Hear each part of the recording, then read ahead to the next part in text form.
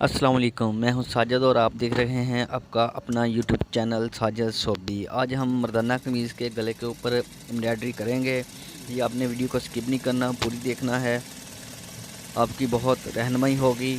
ये आप अगर मेरे चैनल पे नए हैं तो चैनल को सब्सक्राइब करें और बेल आइकन को प्रेस करें, क्योंकि मैं इस तरह की वीडियो अपलोड करता रहता हूँ, कढ़ाई की, पीको की, मशीनों के मतलब, सिलाई के मतलब।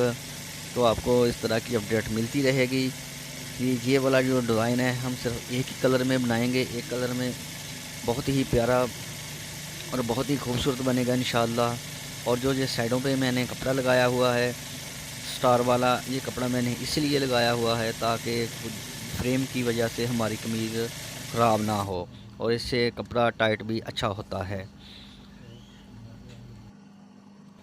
पहले हम इसी तरह पट्टी के इर्द गिर्द दाने लगा लेंगे, इससे जो नीचे रखी हुई चेपी है वो भी अच्छे से जुड़ जाएगी और बाद में हम साइड वाली जो बेल है वो बनाएंगे।